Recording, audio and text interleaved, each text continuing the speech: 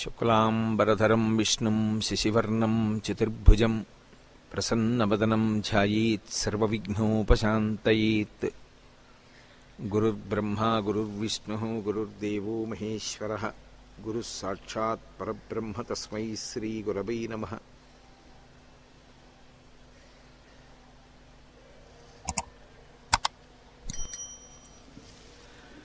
వ్యాసాయ విష్ణురూపాయ వ్యాసరూపాయ విష్ణవే నమో వై బ్రహ్మనిధయే వాసిష్ఠాయ నమో నమః.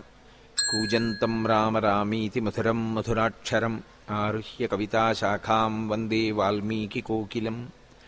శ్రుతిస్మృతిపురాణానాం ఆలయం కరుణాలయం నమామి భగవత్పాదశంకరం లోకశంకరం. వాగర్ధావివ సంపృక్తౌ వాగర్ధప్రతిపత్తయే జగతః పితరౌ వందే పార్వతీపరమేశ్వరౌ. సూక్తిం సమగ్రయతున స్వయమేవ లక్ష్మీః శ్రీరంగరాజమహిషీ మధురైఃకటాక్షైః. వైదగ్ధ్యవర్ణగుణగుంభనగౌరవైర్యాం కండూలకర్ణకుహరాः కవయోధయంతి. హైమోర్ధ్వపుండ్రమజహన్మకుటం సునాసం మందస్మితం మకరకుండలచారుగండం. బింబాధరం బహుళదీర్ఘకృపాకటాక్షం శ్రీవేంకటేశముఖమాత్మనిసన్నిధత్తాం. విమలపటి కమలకుటి పుస్తకరుద్రాక్షస్యస్తహస్తపుటి కామాక్షి పక్ష్మలాక్షి కలిత విపంచి విభాసి వైరించి. మనోజవం మరుతతుల్యవేగం జితేంద్రియం బుద్ధిమతాం వరిష్టం. వాతాత్మజం వానరయూథముఖ్యం శ్రీరామదూతం శిరసా నమామి. ఆపదామపహర్తారం దాతారం సర్వసంపదాం లోకాభిరామం శ్రీరామం భూయో భూయో నమామ్యహం. జయత్యతిబలో రామో లక్ష్మణశ్చ మహాబలః రాజాజైతి సుగ్రీవో రాఘవేణాభిపాలితః. దాసోహం కోసలేంద్రస్య రామస్యాక్లిష్టకర్మణః. హనుమాన్ శత్రుసైన్యానాం నిహంతా మారుతాత్మజః. న రావణసహస్రం మే యుద్ధే ప్రతిఫలం భవేత్. శిలాభిస్తు ప్రహరతః పాదపైశ్చ సహస్రశః. అర్దయిత్వా పురీం లంకాం అభివద్య చ మైథిలీం. సమృద్ధార్థో గమిష్యామి విశతాం సర్వరక్షసాం. ధర్మాత్మా సత్యసంధశ్చ రామో దశరథిర్యది. పౌరుషీ చ ప్రతిద్వంద్వశరైనం జహిరావిణం. హరి ఓం. పరమేశ్వర స్వరూపమైన సభకి నమస్కారం. ఉత్తరాగర్భంలో మిగిలిపోయినటువంటి పిండము ధర్మరాజు గారి తర్వాత, పాండవుల తర్వాత ఇంకా సింహాసనాన్ని అధిష్ఠించడానికి మిగిలిపోయినటువంటి ఏకైక వంశాంకురము కనుక అది కూడా లేకుండా చేస్తే పాండవులు రాజ్యాన్ని గెలిచినా ఉత్తరాధికారి లేక క్షోభిల్లుతారనేటటువంటి దుష్టబుద్ధి కలిగినటువంటి వాడై అశ్వత్థామ బ్రహ్మాస్త్రాన్ని ప్రయోగించినప్పుడు ఉత్తరాగర్భంలోకి ప్రవేశించినటువంటి కృష్ణ పరమాత్మ ఆ పిండాన్ని రక్ష చేసినటువంటి కారణం చేత తాను కడుపులో ఉండగా చూసినటువంటి రూపాన్ని బయటికి వచ్చిన తర్వాత కూడా అంతటా శంఖచక్రములు ధరించిన వాడు ఎక్కడున్నాడా అని పరీక్షగా చూసిన కారణం చేత ఆ పిల్లవానికి పరీక్షిత్ అని పేరు వచ్చిందని నిన్నటి రోజున మనం చెప్పుకున్నాం. ఈ పరీక్షిత్తుని సింహాసనం మీద కూర్చోపెట్టి పట్టాభిషేకం చెయ్యడానికి పూర్వమే కృష్ణ పరమాత్మ తన అవతారాన్ని పరిసమాప్తి చేశారు. కృష్ణావతార పరిసమాప్తి అయిపోయిన తరువాత యాదవులందరూ కలహించుకుని యాదవుల యొక్క వంశం పరిసమాప్తం అయిపోయింది. తదనంతరము పాండవులు స్వర్గారోహణ పర్వంలో ఒక్కరొక్కరుగా తమ శరీరాన్ని విడిచిపెట్టవలసినటువంటి స్థితి ప్రారంభమైంది. ఈలోగా కుంతి, ధృతరాష్ట్రుడు, విదురుడు మొదలైనటువంటి వారు అరణ్యమునకు వెళ్ళిపోయారు. ఒకనాడు ధర్మరాజు గారు ఒక్కసారి నేను తల్లిని, ధృతరాష్ట్రుణ్ణి, గాంధారిని, విదురుణ్ణి చూసొస్తానని పాండవ సహితుడై ద్రౌపదీ సహితుడై అరణ్యానికి వెళ్ళాడు. ధృతరాష్ట్రుడు, గాంధారి, కుంతి కనపడ్డారు గాని విదురుడు కనపడలేదు. ఎక్కడున్నారు అంటే ఆత్మధ్యానమునందు దూరంగా అరణ్యంలో ఉన్నారని తెలుసుకుని అక్కడికి వెళ్ళినటువంటి ధర్మరాజు విదురుడికి ఎదురుగా నిలబడగానే విదురుడిలోని తేజస్సు ధర్మరాజు గారిలో కలిసిపోయింది. అప్పుడు తిరిగి వచ్చిన తర్వాత అదే సమయంలో మహాభారతాంతర్గతంగా వ్యాస భగవానుడు ఏ ఏ సందర్భంలో తను కనపడాలో ఆయా సందర్భాల్లో తనంత తానుగా వచ్చి కనపడుతూ ఉంటాడు. వ్యాసుడు అక్కడికి వచ్చాడు. అరే, విదురుడి శరీరం పడిపోయిందని బాధపడుతున్నటువంటి ధర్మరాజు, మిగిలినటువంటి అన్నదమ్ములు, కుంతి, గాంధారి, ధృతరాష్ట్రుడు మొదలైన వాళ్ళు వ్యాస భగవానుండి చూసి నమస్కారం చేశారు. కుంతీదేవంది కర్ణస్తు పుత్రో మే జాతమాత్రస్తు వీక్షిత మనోమే తప్యతే సర్వం దర్శయస్వ తపోధన అంది. నేను పుట్టినటువంటి బిడ్డల్లో 5గురిని నా కంటి ఎదుట చూస్తున్నాను. కానీ నా కడుపున పుట్టిన రోజునే అతన్ని ఒక మందసంలో పెట్టి విడిచిపెట్టేశాను. ఆ తర్వాత నేనెన్నడూ కర్ణుణ్ణి దగ్గరికి తీసింది లేదు, లాలించింది లేదు. కురుక్షేత్ర యుద్ధంలో మడిసిపోయాడు. ఒక్కసారి నాకు కర్ణుణ్ణి చూడాలని తల్లి హృదయం కొట్టుకుంటోంది. వ్యాసబ్రహ్మన్, నీవు తలుచుకుంటే చూపగలవు, కాబట్టి నాకొక్కసారి కర్ణుణ్ణి చూపమని అడిగింది. అక్కడే గాంధారి ఉంది. ఆవిడంది, దుర్యోధనో రణీగచ్చద్దీక్షితో సమయాముని తం ధర్మయ ముని శ్రేష్ఠ పుత్రం మే త్వం సహానుజం. నేను ఆ దుర్యోధనుడు యుద్ధానికి బయలుదేరినటువంటి రోజున చూశాను. ఆ తర్వాత తన యుద్ధ భూమి నుంచి తిరిగి వచ్చినది లేదు, నేను చూడను లేదు. ఒక్కసారి దుర్యోధనుణ్ణి చూడాలని తల్లి మనస్సు కాబట్టి వెంపర్లాడుతోంది అని గాంధారి అడిగింది.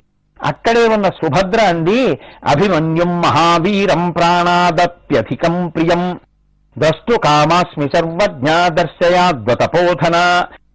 మహానుభావ వ్యాస, నా కుమారుడైనటువంటి అభిమన్యుడు మహాభారత యుద్ధంలో ఎంతో మంది వీరుల చేత చుట్టముట్టబడినటువంటి వాడై సంహరింపబడ్డాడు. ఆ అభిమన్యుణ్ణి చూడాలని నాకు కోరికగా ఉంది అంది. ఒక పక్క కుంతి కర్ణుణ్ణి చూడాలని ఉందండి, ఒక పక్క గాంధారి దుర్యోధనుణ్ణి చూడాలని ఉందండి, ఒక పక్క సుభద్ర అభిమన్యుణ్ణి చూడాలని ఉందండి. ఈ ముగ్గురి యొక్క శరీరము పడిపోయింది, ఈ ముగ్గురి శరీరములు దహింపబడ్డాయి.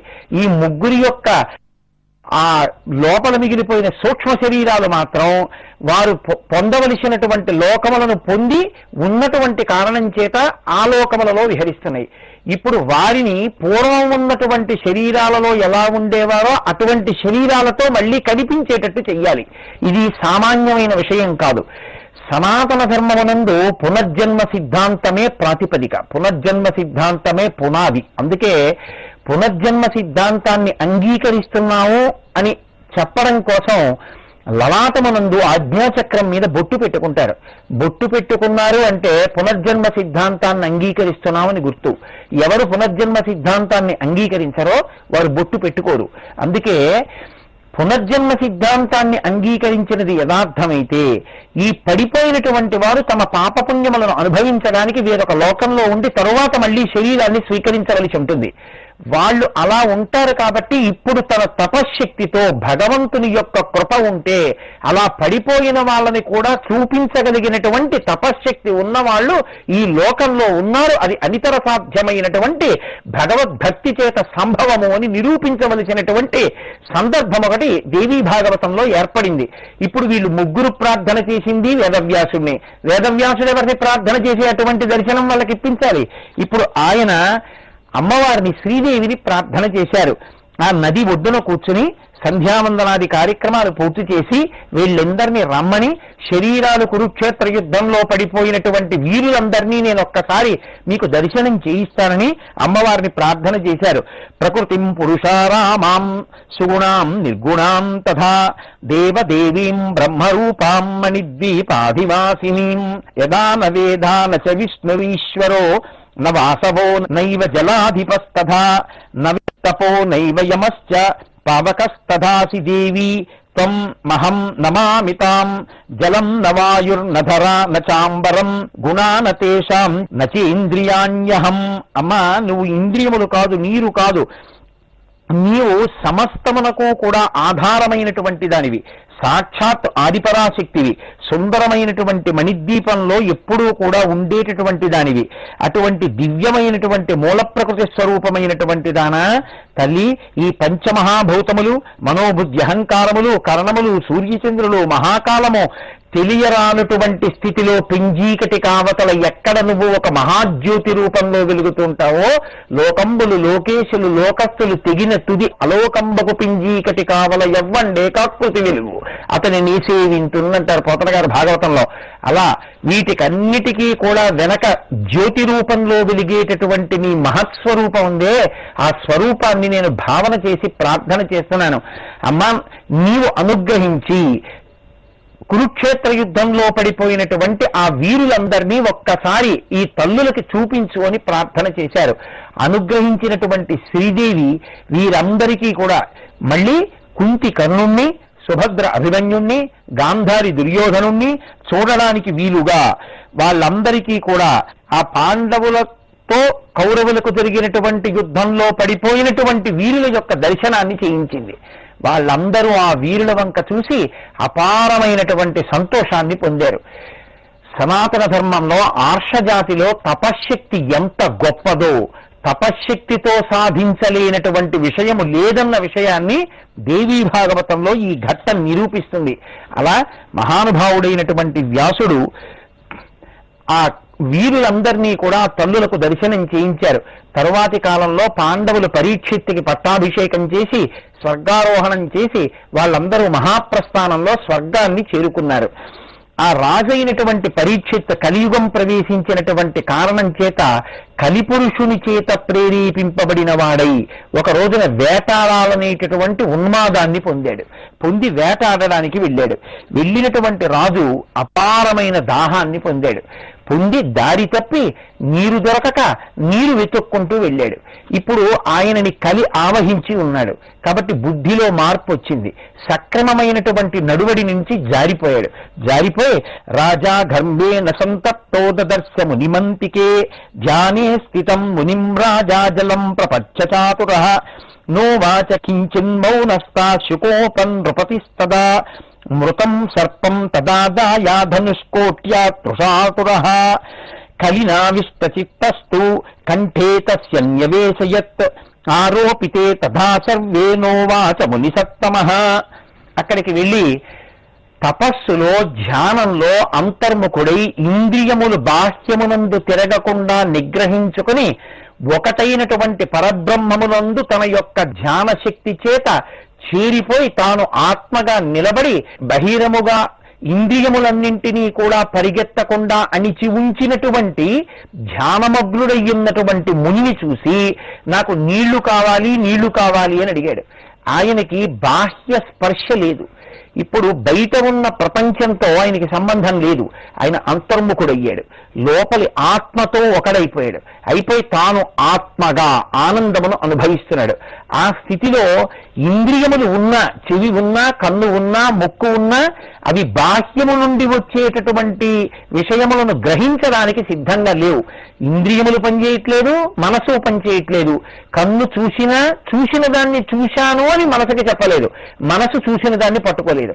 చెవి విన్న శబ్దాన్ని పంపినా మనసు పట్టుకోదు. వినపడలేదు అంటే అంతర్ముఖుడైన కారణం చేత వినపడలేదు. నేను ఈ దేశాన్ని ఏలే మహారాజుని, నేనే వచ్చి మంచి నీళ్లు అడిగినా ఈ ముని లేచి నాకు నీళ్లు ఇవ్వలేదని వ్యగ్రత చెంది కలిచేత బుద్ధి కల్మషమైనటువంటి పరీక్షిత్ తన ధనస్సు యొక్క చివరి భాగంతో అక్కడే చచ్చి పడి ఉన్నటువంటి ఒక సర్పాన్ని తీసి ఆయన మెడలో వేసి వెళ్ళిపోయాడు. ఆయన మెడలో వేసి వెళ్ళిపోగానే ఈ విషయాన్ని అక్కడ ఉన్నటువంటి ముని బాలకులు పరుగున వెళ్ళి ఆ ముని యొక్క కుమారుడికి చెప్పారు. నీ తండ్రి అంతర్ముఖుడయ్యుండగా పరీక్షిత్ అని ఈ దేశాన్ని లేటటువంటి రాజు వచ్చి ఆయన మెడలో మృత సర్పాన్ని వేసి ఇంత పని చేసి వెళ్ళిపోయాడు.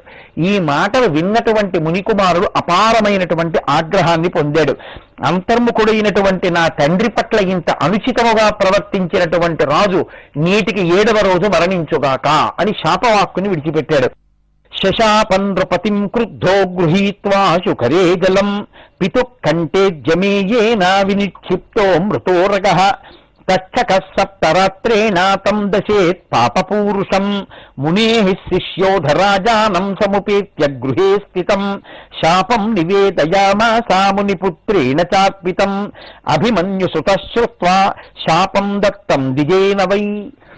చేతిలో నీళ్లు పట్టుకుని నా తండ్రి అంతర్ముఖుడయ్యుండగా ఆయన మెడలో మృత సర్పమును వేసినటువంటి రాజు నేటికి 7వ రోజు లోపల తక్షకుని యొక్క కాటు చేత ఆ విషాణల కీలల చేత మరణించుగాక అని శపించి నీళ్లు విడిచిపెట్టినటువంటి వైనం పరీక్షిత్ మహారాజు గారికి తెలిసింది.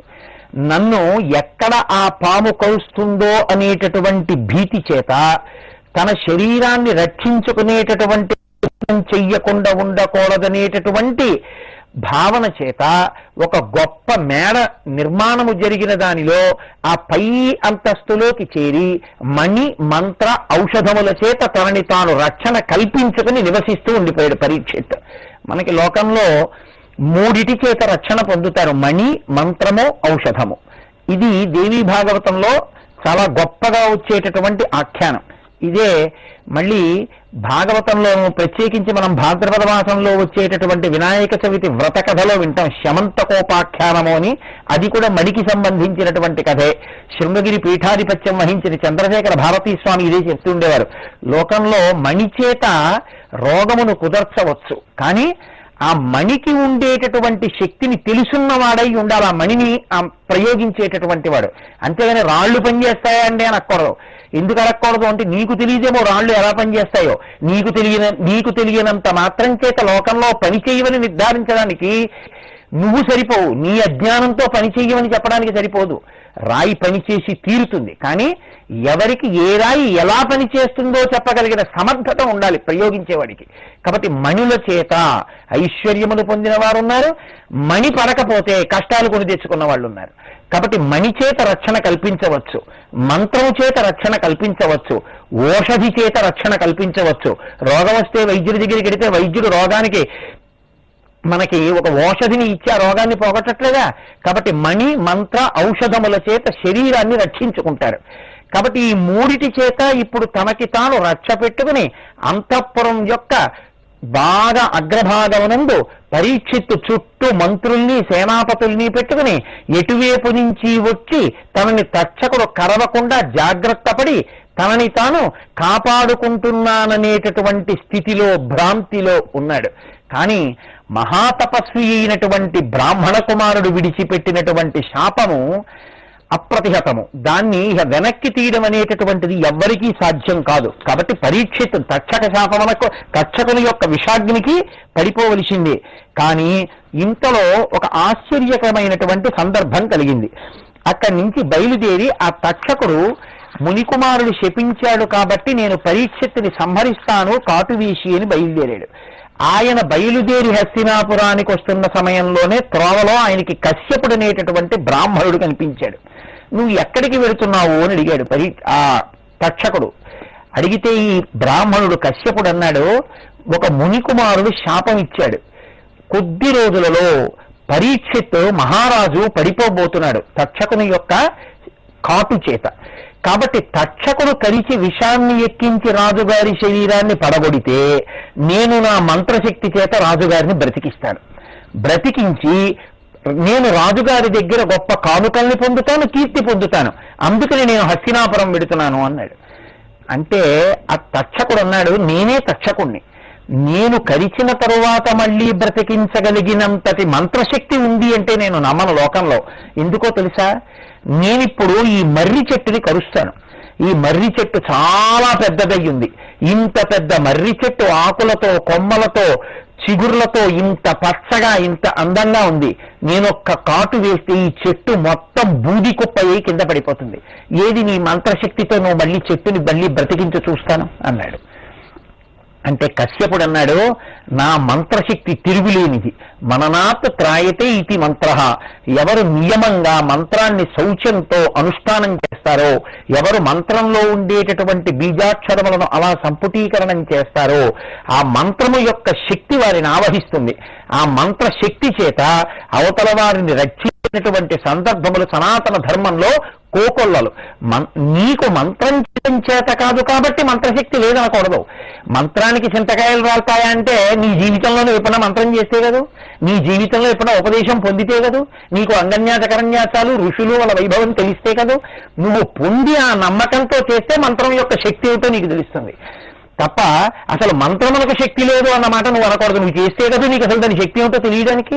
మంత్రమునకు శక్తి ఉంది అని నిరూపిస్తోంది ఘట్టం.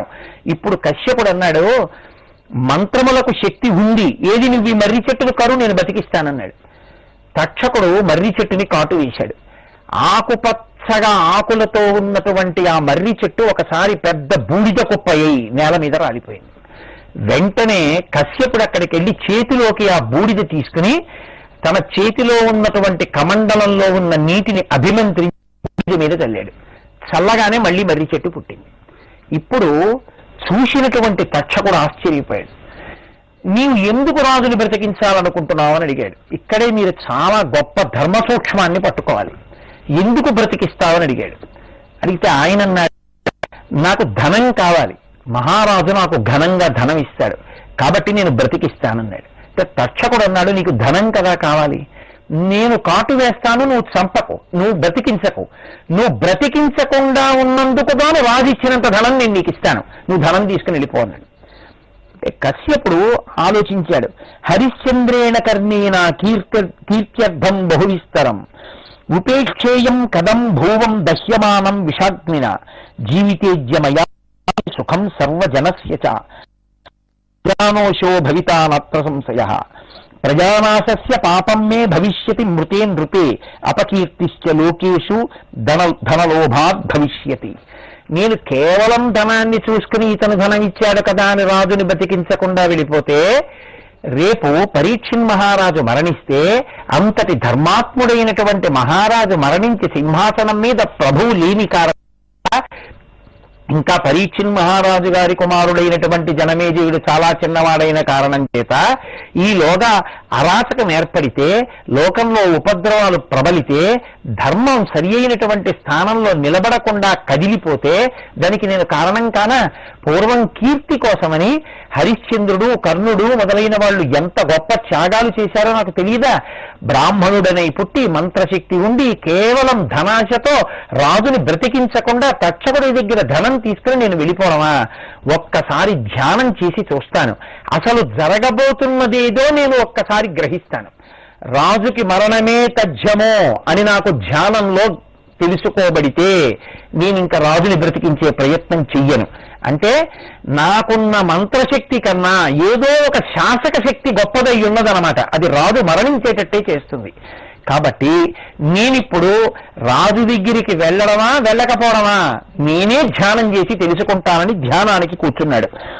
ఇది సంచింత్య మనసా ధ్యానం కృత్వా సకశ్యపః గతాయుషం చ నృపతిం జ్ఞాతవాన్ బుద్ధిమత్తరః. ఆ ధ్యానం చేసినటువంటి కశ్యపుడికి మనసులో ద్యోతకమైంది. ఖచ్చితంగా రాజు మరణించి తీరుతాడు. ఎందువల్ల మరణించి తీరుతాడు? ఇక్కడే మీరు ధర్మ సూక్ష్మాన్ని పట్టుకోవాలి. గొప్ప తపోనిష్టాగరిష్ఠుడైనటువంటి మునిబాలకుడు శాపవాక్కుని విడిచిపెట్టాడు. ఇప్పుడు ఆయన నోటి వెంట వచ్చినదేదో అది సత్యమవుతుంది. సత్యాన్ని ఆయన పలకడం కాదు, ఆయన ఏదన్నాడో అది సత్యం అవుతుంది. ఆయన యొక్క తపోశక్తిని మీరు పట్టుకోవాలి. ఈ తపోశక్తికి ఉన్నటువంటి శక్తి ముందు మిగిలిన శక్తులు నిలబడలేవు. కాబట్టి అంత తపశ్శక్తి సంపన్నుడైనటువంటి బ్రాహ్మణ కుమారుడు విడిచిపెట్టినటువంటి శాపవాక్కు ముందు నేను కూడా నిలబడి బ్రతికించేటటువంటి ప్రయత్నం చెయ్యడం బ్రాహ్మణ కుమారుణ్ణి మునిని అవమానం చెయ్యడమే అవుతుంది. అప్పుడు ముని క్రోధం నా మీద కూడా ప్రసరిస్తుంది. కాబట్టి పరీక్షిత్ మరణించడం అనేటటువంటిది తథ్యం. నేను ప్రయత్నించినా బ్రతికించడం కుదరదని ఆ తక్షకుడి దగ్గర ధనాన్ని తీసుకుని కశ్యపుడు వెనక్కి వెళ్ళిపోయాడు. ఆ తక్షకుడు రాజు ఉన్నటువంటి అంతఃపురం దగ్గరికి చేరాడు. ఎక్కడో అంతఃపుర వైభాగంలో ఆ పరీక్షిత్ ఉన్నాడు. కిందన తక్షకుడు ఉన్నాడు, పైన మణిమంత్ర ఔషధుల చేత రక్ష కల్పిస్తున్నారు. లోపలికి ఎలా వెళ్ళాలని ఆలోచించాడు. తాను బ్రాహ్మణుడిగా తన చుట్టూ ఉన్నటువంటి సర్పాల్ని బ్రాహ్మణ కుమారుడిగా మార్చాడు. అక్కడికి వెళ్ళి ఆ రక్షక భటులను అడిగాడు, ఒక్కసారి వెళ్ళి మహారాజుని ఆశీర్వచనం చేస్తాం, మేము ఫలప్రసాదాలు తీసుకొచ్చామన్నారు. వాళ్ళు వెళ్ళి రాజుకి చెప్పారు. ఈలోగా అక్కడ ఉన్నటువంటి తక్షకుడు అనుకుంటున్నాడు, విప్రశాపాద్ధతం మూఢం విప్రపీడా కరం శఠం పాండవానాం కులే జాతః కోపి నైతాదృశో భవేత్ తాపసస్య గలేయేన మృతః సర్పో నివేశితః కృత్వా విగర్హితం కర్మ జానాత్ కాలగతిం నృపః రక్షకాన్ భవనే కృత్వా ప్రాసాదమభిగమ్య చ మృత్యుం వంచయతే రాజా వర్తతే జనిరాకులః తం తదం దక్షయిష్యామి విప్రవాక్యేన చోదితః న జానాతి చ మందాత్మా మరణే హ్యనివర్తతం.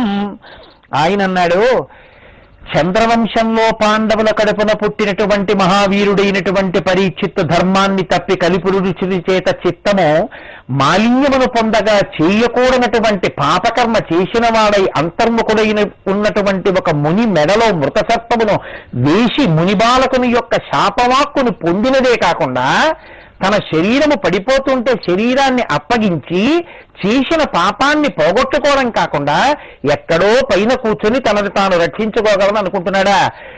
మునిబాలకుడు విడిచిపెట్టినటువంటి శాపవాక్కు పైన ఒక్క అంతఃపురం పైభాగంలో కూర్చున్నంత మాత్రం చేత తప్పుకుంటుందా? వెర్రివాడు తెలియట్లేదు, మృత్యువును పొంది తీరుతాడనుకున్నాడు. ఈలోగా ఆ వెళ్ళినటువంటి భటులొచ్చి, ప్రస్తుతంలో ఇవాళ రాత్రి గడిచిపోయేటంత వరకు రాజుగారు ఎవరిని చూడడం కుదరదన్నారు, కానీ మీకు తల వంచి నమస్కరించానని చెప్పమన్నారు, మీ ఆశీర్వచనంగా మీ చేత్తో ఇచ్చినటువంటి ఫలాల్ని పొందుతానన్నారు అన్నారు. వెంటనే ఆ తక్షకుడు ఒక పండులోకి ప్రవేశించి ఆ పళ్ళని ప్రసాదంగా పరీక్షిత్తుకు పంపారు. పరీక్షిత్తు దగ్గరికి ఆ పళ్ళు వెళ్ళాయి. ఆ పళ్ళెల్లో ఉన్నటువంటి పళ్ళలో ఒక పండుని చూసినటువంటి ఆ పరీక్షిత్ సంతోషంగా పండు వంక చూస్తున్నాడు. చూస్తుంటే దానిలోంచి ఒక్కసారి 2 గుడ్లు పైకి పెట్టి ఒక చిన్న పురుగు కనపడింది. వెంటనే పరీక్షిత్ అనుకున్నాడు, ఓహో వచ్చేశాడు తక్షకుడు, నన్ను చంపడానికి వచ్చాడనుకున్నాడు. వేష్టితో భోగి భోగి నా వినిష్ట బహుపైరుష నో వాచ నృపతి కించిన్న చాలోత్తరాసుత బుద్ధితగ్నిశిఖా ఘోరా విశత తక్షకాననాత్ ప్రజజ్వాలన్ నృవం త్వాశు గత ప్రాణం చకార హృత్వాసు జీవితం రాజ్ఞస్తక్షకో గగనే గతః. ఆ మెడ మీద ఆ పురుగుని తీసి ఇలా వేసుకోగానే అది పెద్ద సర్పమై పరీక్షిత్తు యొక్క శరీరాన్నంతటినీ చుట్టి కాట్లు వేసి అగ్ని పుట్టించి పరీక్షిత్తు యొక్క శరీరము బూది కుప్పయ్యి కింద పడిపోయేటట్టుగా చేసింది. ఇలా విప్రవాక్కు నిజమైంది. తపోనిష్టాగరిష్ఠులైనటువంటి వారి కోపం ఎంత ప్రమాదాన్ని తీసుకొస్తుందో, వారి వాక్కు ఎంత సత్యం అవుతుందో మనకి ఈ ఘట్టాన్ని చూపిస్తుంది. ఇప్పుడు పరీక్షిత్ పడిపోయిన తర్వాత చిన్నపిల్లవాడైన జనమేజయుడు ఎలా రాజయ్యాడో, తదనంతరం ఎంత విచిత్రమైనటువంటి మలుపులు కథ తిరిగిందో రేపటి రోజున మీరు అవధరించెదరుగాక. మంగళాశాసన పరహిమదాచార్య పురోగమై సర్వైశ్చ పూర్వైరాచార్యై తత్కృతాయాస్తు మంగళం. మంగళం కోసలేంద్రాయ మహనీయ గుణాత్మే చక్రవర్తి తనూజాయ సర్వ మంగళం. సర్వం శ్రీ ఉమామహేశ్వర. శుక్లాంబరధరం విష్ణుం శశివర్ణం శశర్భుజం ప్రసన్నవదనం ధ్యాయేత్ సర్వవిఘ్నోపశాంతయేత్. గురుర్బ్రహ్మా గురుర్విష్ణుః గురుర్దేవో మహేశ్వరః గురుః సాక్షాత్ పరబ్రహ్మ తస్మై శ్రీ గురవే నమః. వ్యాసాయ విష్ణురూపాయ వ్యాసరూపాయ విష్ణవే నమో వై బ్రహ్మనిధయే వాసిష్ఠాయ నమో నమః. వాగర్ధావివ సంపృక్తం వాగర్ధ ప్రతిపత్తయే జగత పితరౌ వందే పార్వతీ పరమేశ్వరౌ. హరి ఓం. పరీక్షిత్ విప్ర శాప కారణం చేత శరీరాన్ని విడిచిపెట్టినటువంటి ఘట్టాన్ని నిన్నటి రోజున మీ ముందు ఉంచాను. పరీక్షిత్ శరీరం విడిచిపెట్టేటప్పటికీ ఆయన కుమారుడు జనమేజయుడు చిన్నవాడు అయినప్పటికీ కృపాచార్యుల వారు ఆయనకి ధనుర్వేదాన్ని నేర్పి ఆ పిల్లవాడిని చక్కగా సంస్కరించి వృద్ధిలోకి వచ్చేటట్టుగా చేశారు. ధనుర్వేదం కృపపూర్ణం తదావస్మై సుసంస్కృతం అర్జునాయ యథా ద్రోణః కర్ణాయ భార్గవో యథా. అర్జునుడికి ద్రోణుడు ఎలా నేర్పారో, కర్ణుడికి భార్గవుడైనటువంటి పరశురాముడు ఎలా నేర్పాడో, అలా ఈ జనమేజయుడికి కృపాచార్యుల వారు ధనుర్విద్యనంతటినీ కూడా నేర్పారు. ఆ పిల్లవాడు చక్కటి సంస్కార బలంతో పెరిగి పెద్దవాడై సింహాసనాన్ని అధిష్ఠించి విశాలమైనటువంటి రాజ్యాన్ని పరిపాలన చేస్తున్నాడు. ఈ రాజ్యాలన చేస్తున్నటువంటి కాలంలో ఉత్తంకుడు అనబడేటటువంటి ఒక మునికుమారుడు బయలుదేరి ఆ రాజు దగ్గరికి వచ్చాడు. లోకంలో అనేకమైనటువంటి గుణములు ఉంటాయి, చాలా చిత్రంగా ఉంటుంది. ఒక్కొక్కడు ఎప్పుడో జరిగిన విషయాన్ని ఇంకా మనసులో పెట్టుకుని కుందుతూనే ఉంటాడు. ఉత్తమే క్షణకోపశ్చ మధ్యమే ఘటికాద్వయం అని. పాపం ఉన్నటువంటి వాడికి లేదా ఎప్పుడు జరిగిపోయినటువంటి ఘట్టాన్ని మరిచిపోకుండా ఆ సంఘటననే తలుచుకు మనసులో క్రోధాన్ని పెంచుకునేటటువంటి స్వభావంతో ఉంటారు కొంతమంది. పాపిస్తే మరణాంతకః అని. ఉత్తంకుడు అటువంటి వాడు, పాపస్వభావం కలిగిన వాడని నేను అనను, కానీ ఆయన మాత్రం ఆ విషయంలో ఖచ్చితంగా బలహీనత ఉన్నవాడే. ఎందుకంటే ఎప్పుడో ఆయనకు ఒకసారి తక్షకుడితో ఒక చిన్న వివాదం ఏర్పడింది. ఆ తక్షకుడి వలన కించిత్ కష్టానికి లోనయ్యాడు. మహాభారతంలో ఆదిపర్వంలో దాని గురించి నన్నయ్య గారు చాలా గొప్పగా వర్ణన చేస్తారు.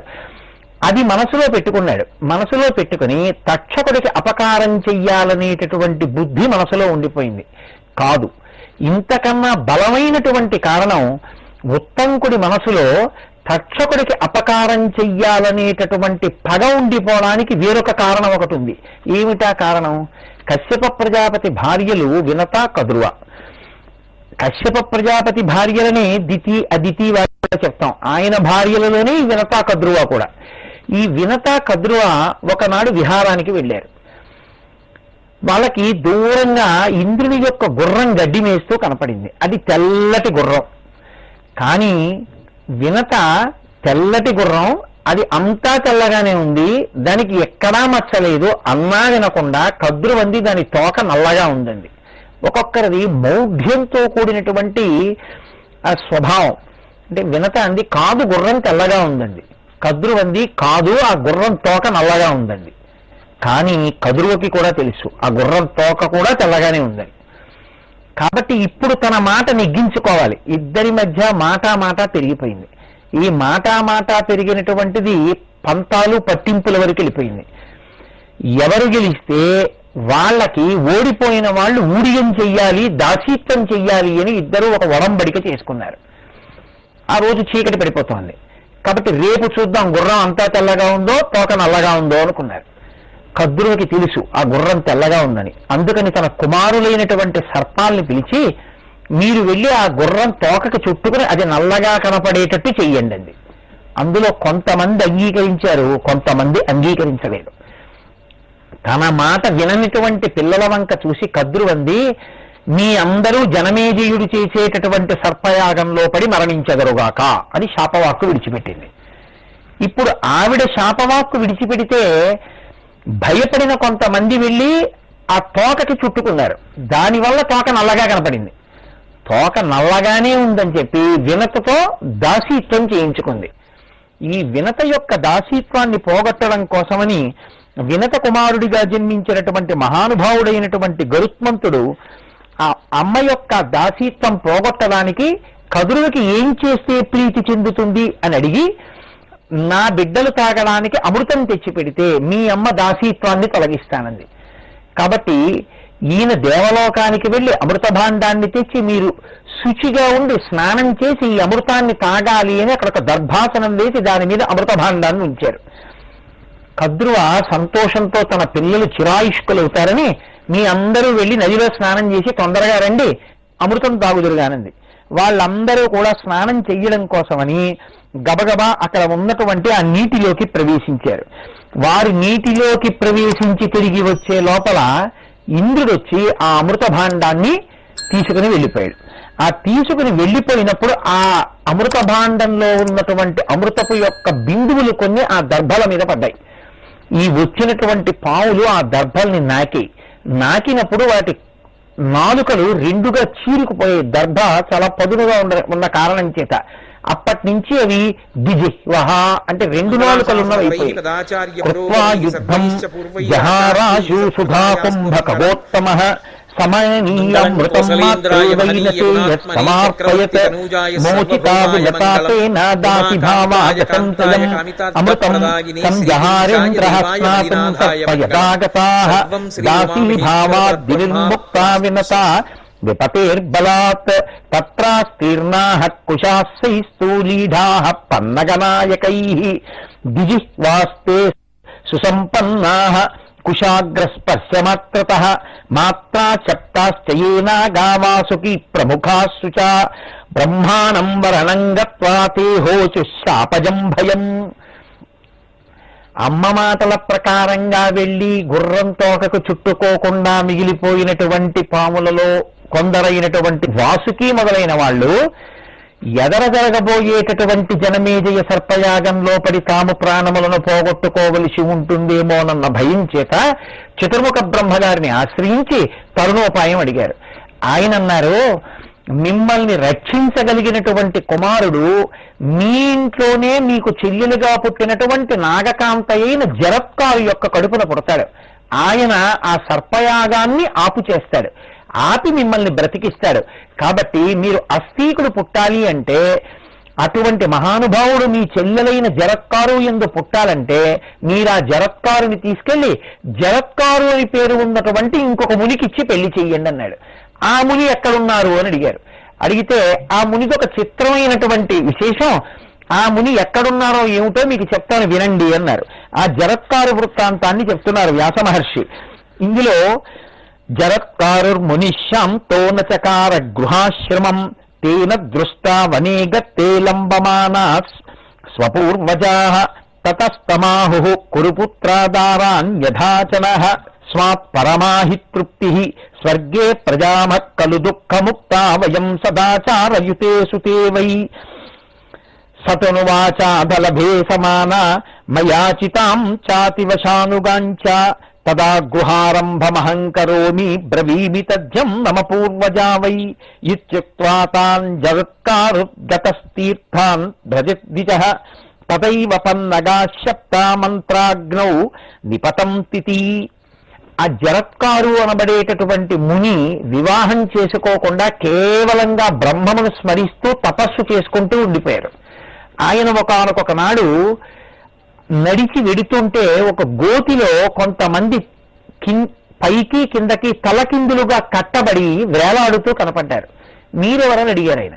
అడిగితే వాళ్ళన్నారు, నీ పితృదేవతలం, నీ వంశంలో నీకన్నా ముందు పుట్టిన వాళ్ళం, మేము చాలా పుణ్యం చేసి ఉత్తమ లోకాలు పొందినా నీవు పెళ్లి చేసుకోకుండా ఉండిపోయిన కారణం చేత అటు సన్యాసము స్వీకరించలేదు, ఇటు గృహస్థాశ్రమంలోకి వెళ్ళలేదు, ఇలా ఉండిపోయిన కారణం చేత, పెళ్లి కాకుండా ఉండిపోయిన కారణం చేత మమ్మల్ని ఊర్ధ్వలోకాల నుంచి కింద బారేసి తలకిందులుగా కట్టేశారు.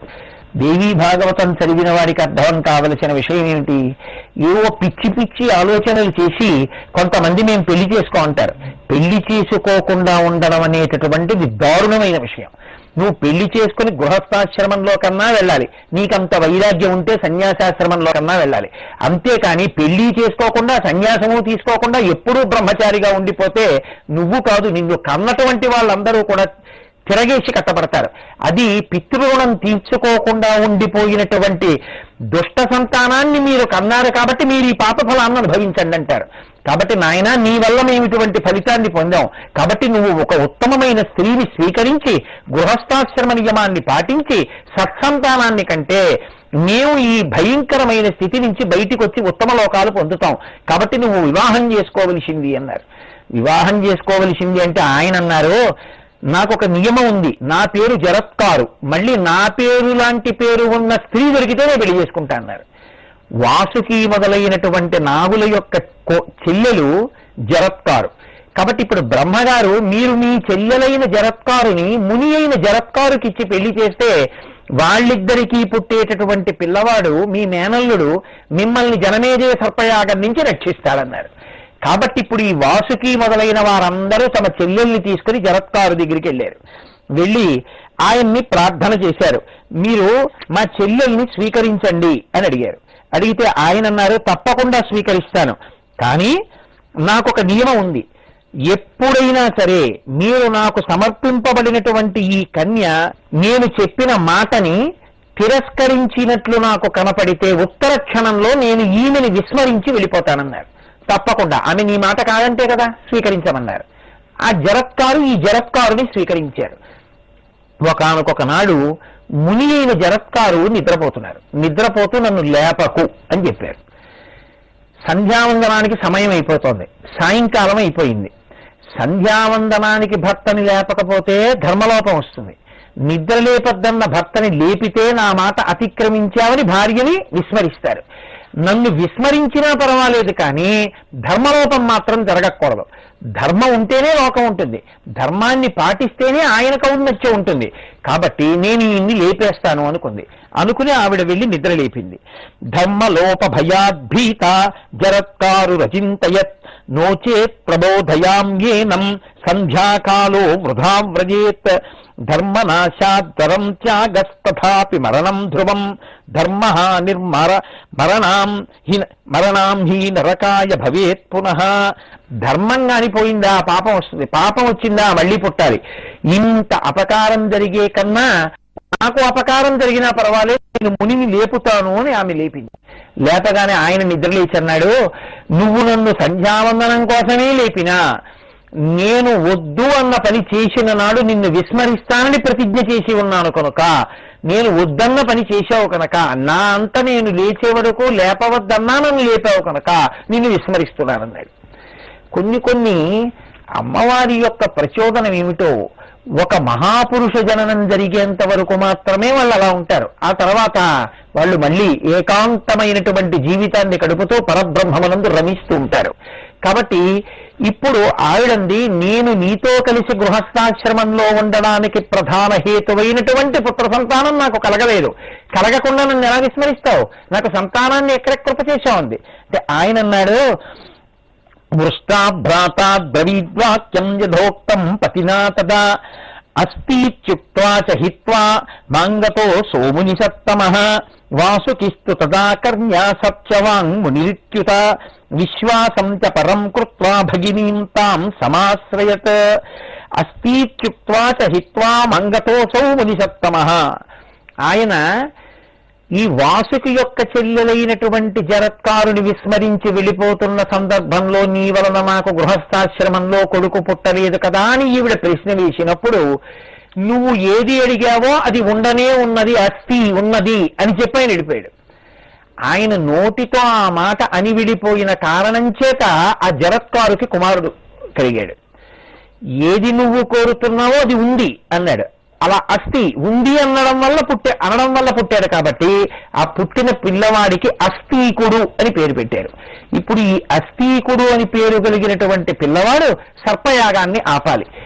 ఈ కారణం చేత, కద్రో యొక్క శాపం ఉన్న కారణం చేత జనమేజయుడికి సర్పయాగం చెయ్యాలనేటటువంటి కోరిక పుట్టించడానికి ఉత్తంకుడు వచ్చాడు. ఆయన వచ్చి, ఏమయ్యా నువ్వు ఇలా కూర్చుని సంతోషంగా కాలం గడిపేస్తున్నావు, నీ తండ్రి మరణానికి కారణమైనటువంటి వాడు తక్షకుడు. ఆ తక్షకుడు కశ్యపుడు వచ్చి నేను నీ తండ్రిని బ్రతికిస్తానని అడిగినా వద్దు నేనే ధనమిస్తానని ధనమిచ్చి పంపి నీ తండ్రిని కాటు వేసి సంహరించాడు. అయినా నువ్వు మాత్రం క్షత్రియుడవై రాజువై ప్రతీకారం లేకుండా సింహాసనం మీద కూర్చుని కాలం గడిపేస్తున్నావు, ఒక బ్రాహ్మణుడైన రురువుకున్న పాటి ప్రతీకార బుద్ధి నీకు లేదా అన్నాడు. ఆ రురువు ఎవరు అని అడిగాడు జనమేజయుడు. అడిగితే ఆయన అన్నాడు, పూర్వకాలంలో రురువు అని ఒక బ్రాహ్మణుడు ఉండేవాడు. ఆయన ప్రమద్వర అనబడేటటువంటి ఒక స్త్రీని మోహించాడు. ఆమెను వివాహం చేసుకోవాలనుకున్నాడు. వాళ్ళిద్దరికీ వివాహం నిశ్చయం అయిపోయింది. ఉభయ వంశముల వారు తల్లిదండ్రులు అంగీకరించారు. ఇంకా కొద్ది రోజుల్లో వివాహం జరుగుతుందనగా ఒక పాము ఆ పిల్లని కాటు వేస్తే ఆ పిల్ల మరణించింది. ఆ పిల్ల మరణించిన తర్వాత ఈ పిల్లతో పాటు నేను శరీరం వదిలేస్తాను తప్ప ఇంకొకరిని పెళ్లి చేసుకోవాలని రురువు ఏడుస్తుంటే దేవదూతలు చూసి, బ్రాహ్మణుడవై పుట్టి ఆత్మహత్య చేసుకుంటానంటున్నావు, సిగ్గు లేదా, ఇంకొకరిని పెళ్లి చేసుకోమన్నారు. నేనంటూ చేసుకుంటే ఈ పిల్లనే తప్ప ఇంకొకరిని చేసుకోనన్నారు.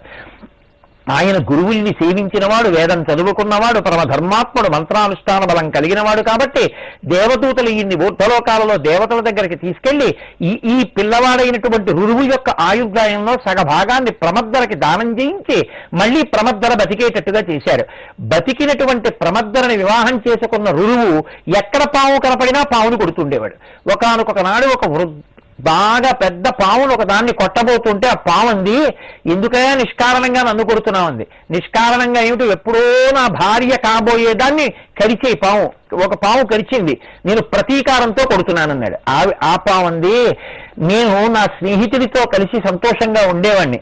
ఆయన అగ్నిశాలలో అగ్నికార్యం చేసుకుంటుంటే భయపెట్టడానికి గడ్డితో పాము చేసి లోపల పడేశాను. అది పావునుకుని భయపడినటువంటి నా స్నేహితుడు నన్ను చూసి అగ్నికార్యం చేస్తున్న నన్ను పావు బొమ్మ చేసి భయపెట్టావు కనుక నీవు పావు అయి పడి ఉండదుగాక అని శపించాడు. కాబట్టి నేను పావునై పడున్నాను. మహాత్ములైన వారితో చెలగాటం ఆడితే వారొక్క మాట నోటితో అంటే ఎంత ప్రమాదం వస్తుందో చూపిస్తుంది. అన్నిటికన్నా గొప్ప శక్తి రెండిటిలో ఉంది అని దేవీ భాగవతం నిరూపిస్తూ ఉంటుంది. ఒకటి భగవద్భక్తి, రెండు భగవద్భక్తి చేత తపస్సు. రెండు భగవద్భక్తితో ముడిపడినవే. ఆ తపశ్శక్తి కలిగినటువంటి వాడికి వేరొక రక్షణ సాధన సామాగ్రులు ఉండవు. ఆయన నోటి వాక్యే ఆయనకి రక్షణ, ఆయన నోటి వాక్యే సత్యం. కాబట్టి ఇప్పుడు ఆనాడు బ్రాహ్మణ కుమారుడు శపించిన కారణం చేత నేను పావునై పడున్నాను.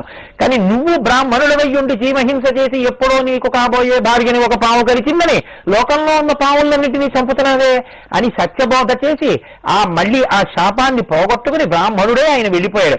అప్పటి నుంచి రురువు మారాడు. కాబట్టి ఒక బ్రాహ్మణుడు తన కాబోయే భార్యని పావు కరిచిందని ప్రతీకారం తీర్చుకున్నాడు. నువ్వు నీ తండ్రిని తక్షకుడు అంత ప్రతీకార బుద్ధితో చంపి రక్షిద్దామని వచ్చినటువంటి కశ్యపుడికి ధనమిచ్చి పంపించి రక్షించకుండా చేసిన ప్రతీకారం తీర్చుకోకుండా ఇలా కూర్చుని సంతోషంగా రాజ్యం చేసేస్తున్నావు, నిన్ను చూస్తే నాకు ఆశ్చర్యంగా ఉందన్నాడు. పౌరుషం వచ్చిన జనమేజయుడు అన్నాడు, నేను సర్పయాగం చేసి ఈ లోకంలో ఉన్న సర్పాలన్నిటినీ చంపేస్తానన్నాడు. ఒక పెద్ద యాగం మొదలుపెట్టాడు. లోకంలో ఉన్న సర్పాలన్నింటినీ పేర్లు పెట్టి పిలుస్తున్నారు. అప్పుడు కద్రు యొక్క శాపం ఫలించడం మొదలుపెట్టింది. రంగురంగుల పావులు, పడగలున్న పావులు, రకరకాల పావులు బుసలు కొడుతూ ఒక్కొక్క పాము వచ్చి అగ్నిహోత్రంలో పడిపోతోంది. ఇలా ఒక్కొక్క పావుని పిలుస్తుంటే సర్పములన్నీ అగ్నిలోపడి ఆహుతి అయిపోతుంటే, ఎప్పుడో తన తండ్రి గారైనటువంటి పరీక్షిత్ మహారాజు గారిని ఒక పాము కలిసిందనేటటువంటి కోపకారణం చేత వ్యగ్రమైన మనసుతో కూడినటువంటి యజ్ఞాన్ని చేసి సర్పలోకాన్నంతటినీ కూడా నశింపచేయడానికి పూనుకున్నటువంటి జనమేజయుని యొక్క ఉద్ధతిని చూసినటువంటి నాగులు, ఈయన సర్పయాగాన్ని పూర్తి చేస్తే మనం ఎవ్వరం బ్రతకమని భయపడి ఆనాడు వాసుకి మొదలైనటువంటి వారు అస్థీకుడు మన మేనల్లుడు ఒక్కడే కారణజన్ముడై మనని రక్షిస్తాడని ఆనాడు బ్రహ్మగారు మాట ఇచ్చారు కనుక ఈ అస్థీకుణ్ణి పంపిద్దామని అస్థీకుణ్ణి జనమేజయుడి యొక్క యాగశాలలోకి పంపించారు. బ్రాహ్మణుడైనటువంటి ఆ అస్థీకుడు ఆ యాగశాలలోకి వస్తుంటే ఆయన తేజస్సుని చూసి అలనాడు వామనమూర్తి ఆ బలిచక్రవర్తి చేస్తున్న యజ్ఞవాటంలోకి ప్రవేశించగానే పొంగిపోయినటువంటి బలిచక్రవర్తి లేచి వరాలిస్తాను ఏం కావాలో కోరుకోని అడిగినట్టే ఇక్కడ ఉన్నటువంటి ఈ జనమేజయుడు కూడా ఆ వస్తున్నటువంటి అస్థీకుణ్ణి చూసి, మహానుభావ, ఇంతటి తేజోమూర్తివి, నువ్వు ఎందుకు ఈ యజ్ఞవాటానికి వచ్చావు, నీకేం కావాలి, ఏం కోరుకుంటావు, నీకు నేనేమి ఇవ్వాలి అడుగు అని అడిగాడు. అడిగితే ఆ వచ్చినటువంటి అస్థీకుడు అన్నాడు, నాకు ప్రత్యేకంగా ఏమీ కోరిక లేదయా, నువ్వు ఇంత కష్టపడి ఇంత యాగం చేస్తున్నావు, దేనికోసం చేస్తున్నావు ఈ యాగం? సర్పలోకాన్నంతటినీ నశింపచేయడానికి చేస్తున్నావు. చాలు, ఇప్పటికే ఎన్నో పావుల్ని చంపేశావు, నీ యొక్క తేజస్సు ఎంతదో, నీ గొప్పతనం ఎంతదో నిరూపించావు, నీ ప్రతీకారం ఇప్పటికే తీరిపోయి ఉండాలి. ఈశ్వర సృష్టిలో ఒకటైనటువంటి సర్పములు అసలు లేకుండా చేసేస్తే నీకు కలిసొచ్చేదేమిటి? ఇంత వ్యగ్రతతో కూడినటువంటి బుద్ధితో నువ్వు సర్పములనన్నింటినీ చంపేసినా నీ మనసుకు కలిగినటువంటి వ్యగ్రత మాత్రం పోదు. సర్పలోకం పోతుందేమో, కానీ లోకంలో సర్పమన్న మాట లేకుండా పోదుగా. సర్పాలన్నవి ఒకటి ఉన్నాయి.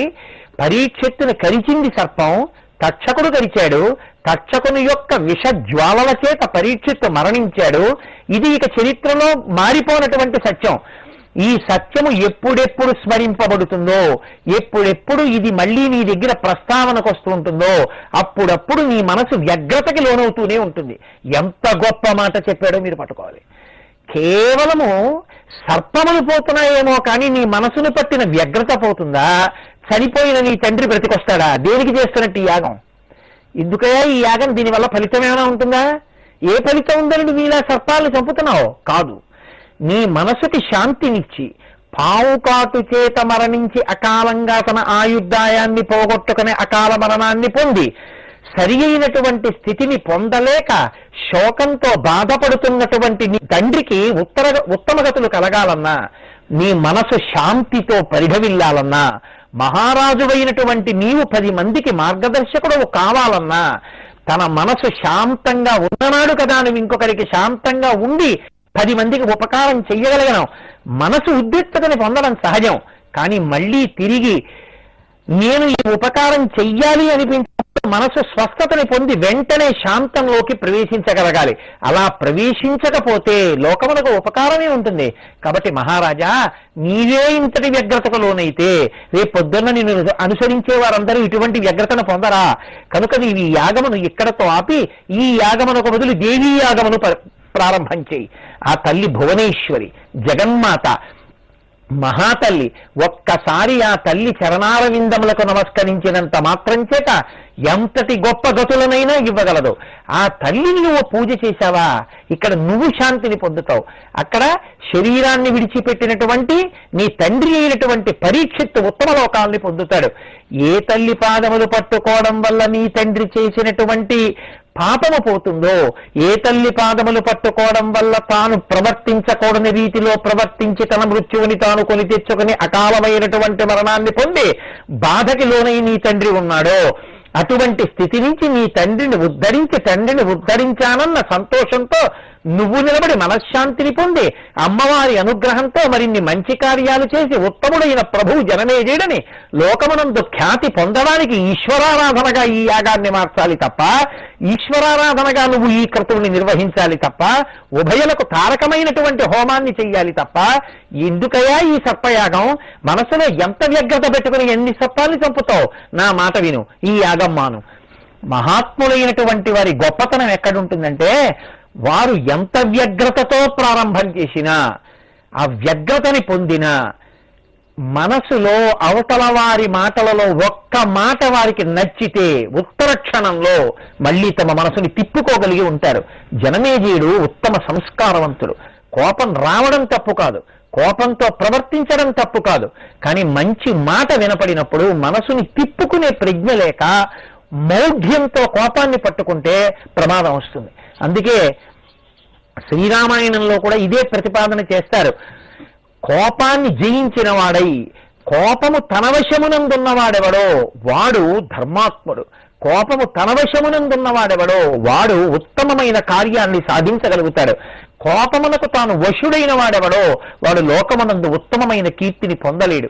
కాబట్టి ఆనాడు అస్తికుడు వచ్చి చెప్పినటువంటి మాటలు విన్నటువంటి ఆ జనమేజయుడు ఆ యాగాన్ని అక్కడతో ఆపేసి అక్కడి నుంచి సంసారతారిణీం దివ్యాం నానారస మాహృతాం, ఏ తల్లి సంసారతారిణీం దివ్యాం సంసారము నుండి తరింప చేయగలదో, ఈ సంసారమనేటటువంటి సాగరమును దాటించి తన పాదముల నందు చేర్చుకోగలదో అటువంటి తల్లి యొక్క దివ్యమైనటువంటి యాగాన్ని ప్రారంభం చేసి ఆ తల్లి దివ్య కథలతో కూడినటువంటి దేవీ భాగవత పురాణ శ్రవణం చేసి మనశ్శాంతిని పొంది తన దగ్గర పరిపాలింపబడేటటువంటి ప్రజలందరికీ కావలసినటువంటి సమస్త సౌఖ్యములను చేకూర్చినటువంటి వాడై ఇహమునందు పరమునందు కూడా ఉత్తమమైనటువంటి స్థితిని జనమేజయుడు పొందాడు. తండ్రిని కూడా ఉద్ధరించగలిగాడు. ఒకడు వ్యగ్రతతో యాగాన్ని కల్పిస్తే ఇంకొకడు యాగాన్ని మాన్పించాడు. అందుకే పెద్దలు అంటారు, ఇప్పటికీ పావుకి అస్థీకుడు అన్న మాట వినపడితే పడగదించి వెళ్ళిపోతుంది అంటారు. చాలా మంది పెద్దలు ఈ విషయాన్ని అంగీకరించి వ్యాఖ్యానాల్లో కూడా వ్రాసి ఉన్నారు. కాబట్టి అస్థీక చరిత్ర అంత గొప్ప చరిత్ర.